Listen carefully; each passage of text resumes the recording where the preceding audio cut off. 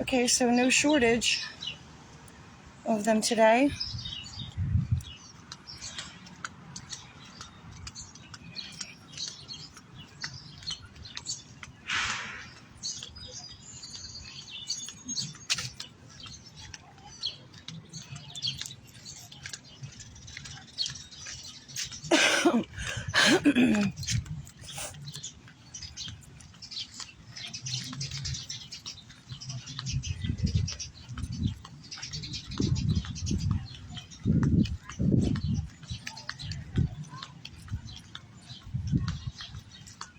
Saw a lot of division last night, and I wasn't on Facebook very long, but I saw a lot of division, a lot of quote-unquote friends arguing amongst themselves.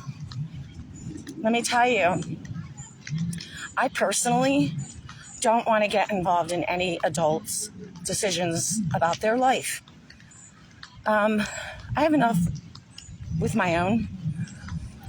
And as far as I'm concerned, decisions come with consequences and karma. And people will have to deal with their decisions. But, you choose to do bad stuff, you better be ready for karma to come knocking your way. And don't bitch about it when it does.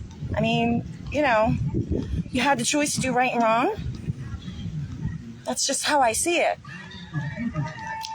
But with me right now, I like watching because then I see who the snakes are. I see who I don't align with and who I don't want to be associated with.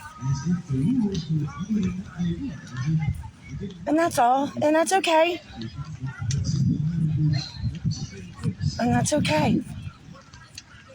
Oh, we got...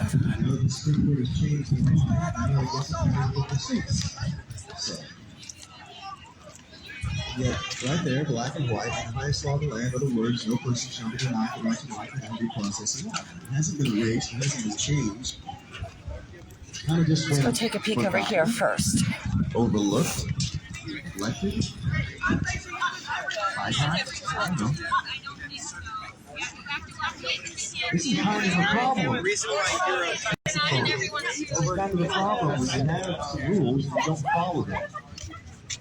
Just because everybody around you seems to think it's okay not to follow them. I suppose as long as we have some sort of that bad boy right there we can carry along here today that was here the other day. Because every officer of the law, from a president to a governor to a police officer to a county commissioner, takes an oath to uphold the U.S. Constitution, as will the law of the state in which they are taking the oath. Go down here. But if we take that oath and then we allow something like abortion to continue right in front of us, how are we not violating our oaths?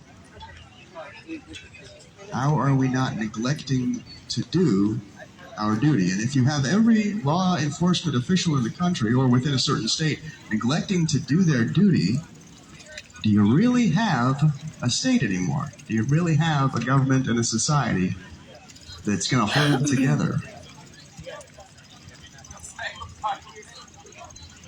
I'm sure. Now, the pro-life movement Dear God. has enshrined the 25th of June, 2022, as a date of victory. Because 3 days ago, the U.S. Supreme Court decided it was not going to arbitrarily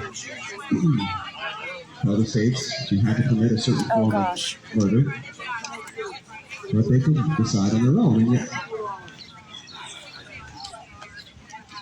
it's hard for me to get too terribly How can that excited not about break that. anybody's heart? When all that has really been Anybody done who has a is that heart. we have granted to the states, taken away from the court, or had the court relinquish an authority they never had, And then we get some states and it's totally payback time. Because if these are repeat in the Constitution,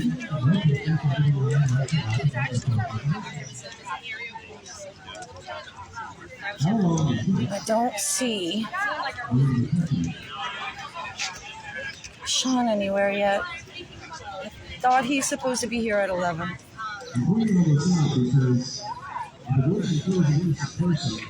My Lord. Let's go take a look up here.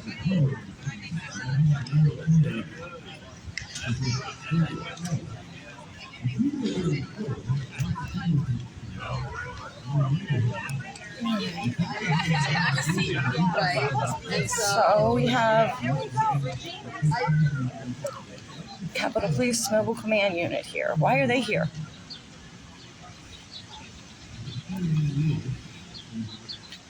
Why are they here?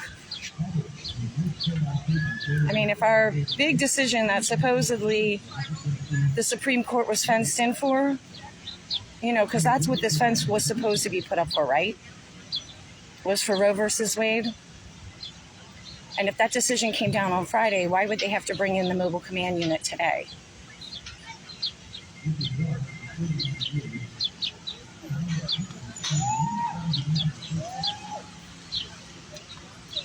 Okay, so I can't walk back here anymore, but look at back there too. I can come over here though.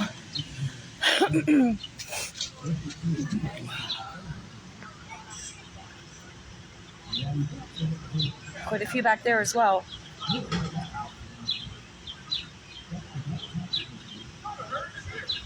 Huh. Hi, honey. How are you? Alright, so that's something totally alright. And at the command meeting this morning, Mitchell briefed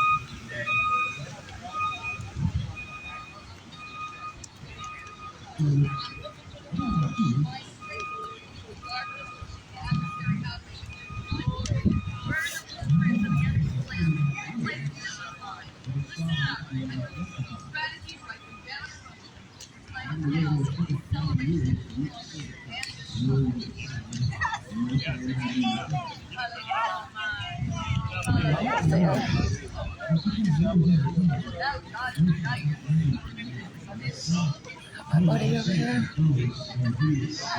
Yep.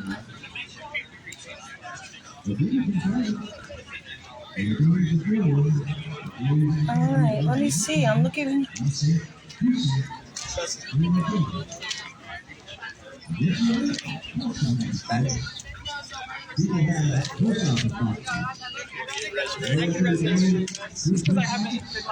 Looking to see if, okay, that guy's here today. Remember him? Remember him? Okay.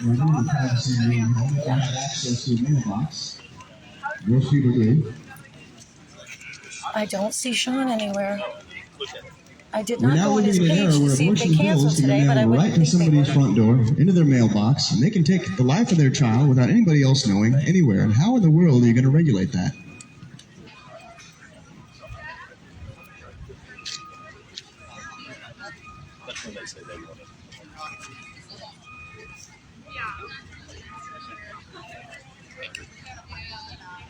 Yeah, okay.